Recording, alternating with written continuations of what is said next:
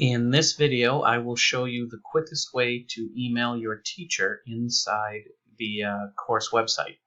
So if you're on any of your course's home pages, click on Class List,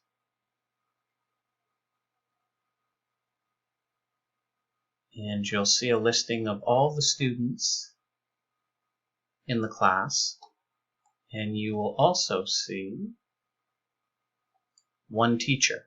So one person on the class list will be listed as the teacher, and in this case that's me, D. Harrigan. And so you can click right here, and you can click Send an Email.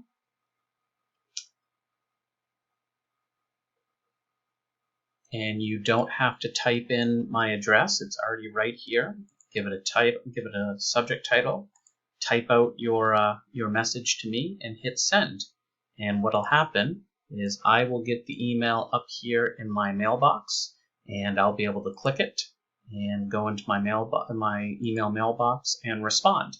And when I reply to you, you'll get a little orange dot up here in your envelope here, and you'll be able to click and go into your email and read my reply.